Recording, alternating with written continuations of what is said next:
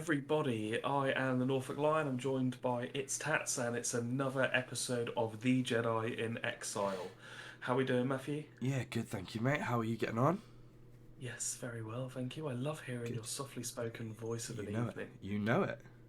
I absolutely love it. So, this is, I suppose, a little bit of a different video. It's one of our reaction videos, which we have done a couple of, and we've been really appreciative of all the support you've given our previous ones. This one's a kind of reaction, but it's to one of the episodes that we saw way back in 2020 now. After The Mandalorian came out, there was a lot of gallery episodes where there was 8 episodes came out, one a week, which focused on different aspects of The Mandalorian. Now, this is just a little snippet of episode 2, which was entitled Legacy, and it talks about, how the effect Star Wars had on the directors, on the actors in the show. There's a specific snippet that we're gonna just watch and talk about, which for me, when I watched this was like for me the moment where I was like, Dave Filoni gets it. He's a fan. He does what the fans want. Of how he understands Star Wars. He's the chosen one. George Lucas chose him to do Clone Wars and worked with him closely on that, and he's now chosen him to kind of go with the storyline. And it's him talking about Anakin, about the whole Star Wars saga. It's about 7 minutes long. We'll be pausing at a different point so you won't miss anything. But without further ado, Matthew, shall we play it? Yeah, let's get The into it. Hero's Journey straight away. It's a cool title. Rock on. Prequels, I thought, were almost an impossible task. How do you tell the story that we've all grown up with, imagining who Anakin Skywalker was? You saw so many things in Phantom Menace that you just imagined, like the Jedi Council, and none of it really was what I had expected. But I know now that that's just like how creative George is. Like, he just sees it differently, and he's laying it down. And I love the lightsaber fight with Darth Maul, not because it's a lightsaber fight, but because George is so good at crafting why that fight's important every time. Like, the Obi-Wan Darth Vader fight isn't like the most wonderfully staged necessarily combat that you're ever going to see. But there's so much at stake. Yeah, like, but he's saying what everyone knows, right? Like, and this is genuinely the kind of like, he gets it. He knows that Star Wars isn't perfect. I don't think anybody will ever come out and say Star Wars is perfect, and he knows that everybody at this point, with everything that we got in the prequel saga and the sequel saga, with the massively improved, over choreographed fight scenes, all of the stuff that we saw behind the scenes were about Obi-Wan, so Ewan McGregor and Ray Park's bending all the metal poles and having to have them constantly replaced. This doesn't stand up to that, but it serves a different purpose, and I think he gets that, right? Yeah, and I think it was interesting with what he's saying, and I'm not sure if it's in this segment he says it later on or if it's in a different episode. But he says, as a Star Wars fan, you're either an original trilogy Star Wars fan, you're a prequel Star Wars fan, you're a Clone Wars Star Wars fan, as in it's what's got you into Star Wars. And I can't imagine, because I was only 5 at the time, and you'd have been the same age, Matt, as well. He talks about there that people didn't know what to expect from episode 1. So having watched 4, 5, and 6, he talks about seeing obviously Coruscant, seeing the Jedi Temple, the Jedi Council. Fans wouldn't have expected that. When Alec Guinness does the whole, for a thousand years, the Jedi were guardians of peace and justice in the galaxy. You don't expect there to literally be thousands and thousands of Jedi, and you definitely get that impression from Phantom Menace. So it's interesting as a fan just being like, well, this is different. And Phantom Menace, I can imagine, would have been very, very 50-50. Well, it is now, isn't it? With, people love it, people hate it. It's so different to the originals, though, isn't it? And a lot of that clearly is the technology. Yeah. Unfortunately, you'd ruin Star Wars by going and remaking the original trilogy using, newer technology. So yeah. It's so meaningful when Obi-Wan dies that we all feel like Luke. In Phantom Menace, you're watching these two Jedi in their prime fight this evil villain. Maul couldn't be more obviously the villain. He's designed to look evil, and he is evil, and he just expresses that from his face all the way up to the type of lightsaber he fights with. what's at stake is really how Anakin's going to turn out. Because Qui-Gon is different than the rest of the Jedi, and you get that in the movie, and Qui-Gon is fighting because he knows he's the father that Anakin needs. Because Qui-Gon hasn't given up on the fact that Jedi are supposed to actually care and love, and that's not a bad thing. The rest of the Jedi are so detached, and they've become so political that they've really lost their way. And Yoda starts to see that in the second film. But Qui-Gon is ahead of them all. And that's why he's not part of the council. What if scenario, you know, what if Qui-Gon had won? And that's why it's the Duel of the Fates. It's the fate of this child. And depending on how this fight goes, that's the massive takeaway for me, which I think a lot of people missed, right? So this fight scene has been called the Duel of the Fates. Obviously the piece of music is Duel of the Fates. That this is like and you and I have discussed this, and I can't remember if we've discussed it on an episode or whether we've discussed it outside. Brian and I obviously have massive conversations outside of all of this because we're just absolute diehard fans. It's pretty much all we ever talk about. But this was the Duel of the Fates because it was what would have happened if Qui-Gon would have trained Anakin as opposed to Obi-Wan training Anakin. So as much as fates, isn't there? That's the difference. It's almost like the fate of the Jedi as well. It's the fate of the galaxy and it's almost like when Darth Maul kills Qui-Gon, so that's almost like a confirmation that Anakin is then going to turn to the dark side. Yeah, which obviously, watching it back, knowing that Anakin Skywalker is Darth Vader, like you can kind of then see that. But at the time we didn't know it. But like he absolutely nails the point here, and we have genuinely discussed this, and I'm pretty sure it was on the channel. So go back and watch some of our older videos because we probably cover it off in a little bit more depth. But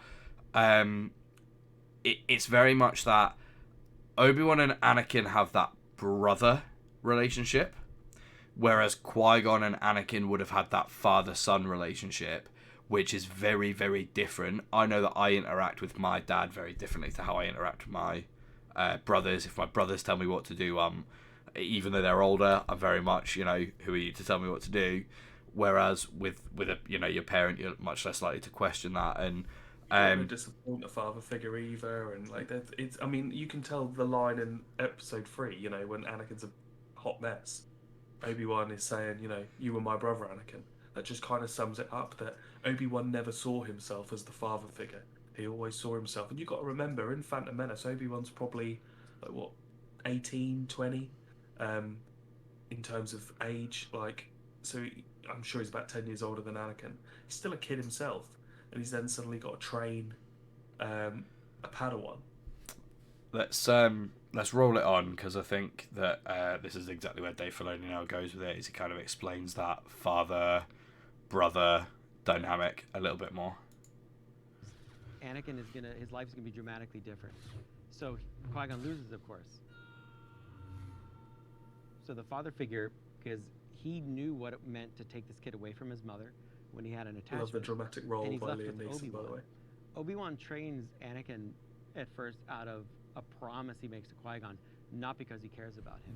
When they get Anakin, when they find him on Tatooine, he says, "Why do I feel like we've found another useless life form?"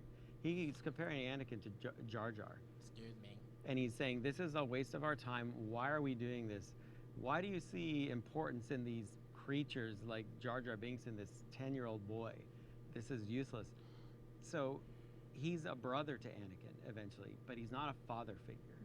That's a failing for Anakin. Well said, he doesn't have the family that he needs. He loses his mother in the next film. He fails on this promise that he made, "Mother, I will come back and save you."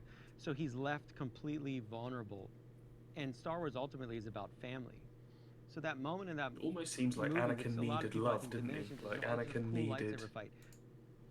He needed appreciation. He needed love. He needed support, and that was just something that the Jedi as a whole were not about. Well, because they saw the love and support as attachments. And this is the whole point, right? So obviously we've touched on the whole excuse me, Qui-Gon being the father figure type thing, but Qui-Gon was like super forward thinking. It's the reason that he wasn't on the council was based on the fact that I'm not gonna say he believed in attachment, but he definitely saw merit in emotion more than Jedi are taught to be very emotionless, because feeling emotion, fear leads to anger, anger leads to hate, hate leads to suffering. So Qui-Gon was like one with the living force, wasn't he? And that's what enabled him to be the first one to come back from the Netherworld, was his attachment to the living force around him in the natural world. And there's a lot to be said for that. That the reason he must have had such a connection is he had a connection to beings. yeah. So whereas a lot of Jedi were kind of detached from people, and that's why they were seen as like a very, culty order. No one really knew much about them. And He is just so different to that. it's really interesting to see Dave Filoni kind of say, "Oh, he put value in Jar Jar," like, because, like, just as a side point, because that's one way that I've never looked at it. I kind of looked at it as he saved him because he thought that was the right thing to do. Jedi are these honorable people. He saved him, and then they needed him to get through the planet's core when they were going to Theed, and then it was just kind of like, oh, he's here for the ride. It was never that kind of that he saw value in him, and that makes sense actually when you kind of pick it apart that little bit more. Yeah, 100%. But it's everything that the entire 3 films of the prequels hangs on, is that one particular fight. And Maul serves his purpose, and at that point died before George may bring him back. I'm just gonna say, guys, for you Phantom Menace haters out there, I'm not one of them. I love the movie. For you Phantom Menace haters out there, the entire prequel trilogy hinged on that fight. So put some respect on that movie. The Duel of the Fates fight, the Maul Qui-Gon Obi-Wan, I think is a better fight than any we see in Episode 2. And I think in Episode 3, I think the Mace Palpatine and the Anakin Obi-Wan fight is better. But in terms of prequel fights, it's probably number 3. I love it, Rick. Along with a bronze medal. I won't try and hide it. I absolutely love it. So yeah. But he died, and that's showing you again how the Emperor is completely self-serving. He doesn't care; it's just a tool that he's using people, and now he's going to use this child. That follows all the way through to the line which terrified me as a kid when the Emperor tells Luke, "You, like your father, are now mine." And the idea when I was a little kid watching that movie of some evil person. It's interesting, that line. Sorry, just pause on that, just so we don't miss out anything more.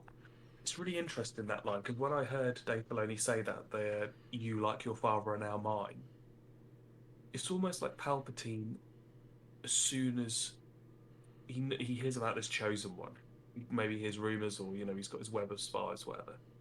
As soon as he sees Qui-Gon has died, he must be thinking, right, that boy is now mine.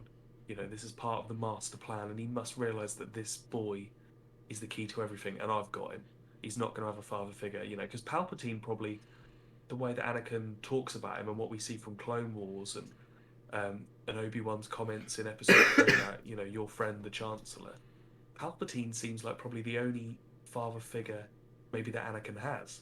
Which is why it's so easy for him to manipulate him. Exactly. He puts himself in that Qui-Gon father figure role. Yeah. He replaces Qui-Gon in that, and so it's really interesting that line, again, which comes from the originals, like, "You, like your father, are now mine." Like, Palpatine must have just known. But there are so many of these lines that are almost, if you just watched it on a cursory watch, are throwaway lines. Like, that's something that you wouldn't necessarily give much thought to. You're like, it's an evil villain going on a bit of a rant, like doing it, doing what villains do in movies. And actually, there's so much kind of hidden meaning behind it all. Yeah, definitely.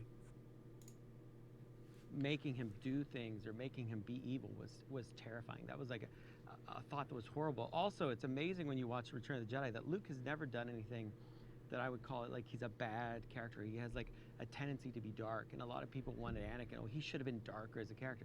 It's not true at all. I believed Luke would turn to the dark side in Return of the Jedi. I believe that was on the table. I believe that he would kill the Emperor, and because of the way George arranged the story, I knew that was the wrong thing to do. When he's saying, you want your weapon, strike me down, I am defenseless. He wants him to give into his anger. He wants him to give into his hate. And the fear, the structure that George has laid out in all the movies is coming to fruition now.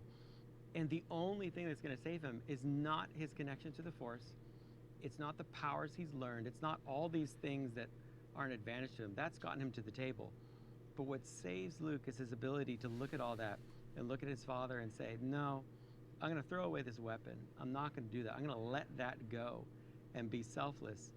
And he says, I am a Jedi like my father before me. But what he's really saying, and why I connect so powerfully to it, is like he's saying, I love my father, and there's nothing you can do. So realistically, what he's saying is that Vin Diesel's right and that family is more powerful than anything. Yes. You up loads of memes. Cue them up, get them in the comments down below, meme it up big time. But no, but for real, like, it's something that's skimmed over. So I think when you discuss family when it comes to Star Wars, it's always that, oh well, Luke was Anakin's son, but Anakin was never there as a dad, so therefore family's actually not really that important. It's a family name, but there's no actual family involved. And actually, I think we're seeing that that's not the case. It goes a little bit deeper than that. Yeah, and I think we have to remember that Luke probably didn't hear much of his dad from his aunt and uncle because they were trying to protect him. No, they didn't like his choices. No, and they were trying to protect him, right? Because they were scared of what he could turn into. Absolutely. So, but I think for then Luke going through the story, obviously he learns that Darth Vader is his father, and he realizes that his father is such a big player and had, he obviously senses the good in him. And the fact that Vader didn't kill him on Cloud City, that Luke in his head is probably thinking, you know what, there's some good in him. He didn't kill me. And it's interesting as well because I spoke about anger and hate there, and you could clearly tell that if Luke turned to the dark side, he was giving into his hate of the Emperor. When Anakin turned, and I put the moment of like walloping off Mace's hand, he's not giving into hate as such. He's giving into anger and fear. It's fear. It's the fear of losing Padme. Fear leads to anger. Anger leads to hate. Hate leads to suffering, and it is that, isn't it? It's the anger against the Jedi because the fear of losing Padme. I was going to say maybe George Lucas did have a plan, guys. That's going to change that. And the Emperor can't understand that connection. Why wouldn't you take this? I'm offering you power of the galaxy. Why won't you take this? And Anakin then in that moment has to decide to be the father that he's never had. He has to give up all the power of the galaxy and save his son.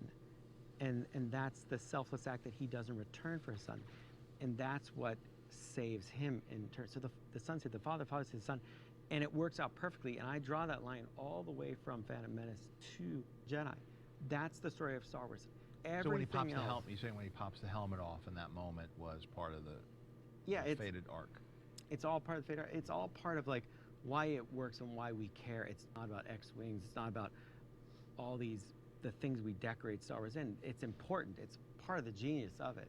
But we soulfully react like we don't just want an action movie. We want to feel uplifted. And Star Wars is an adventure that makes you feel good.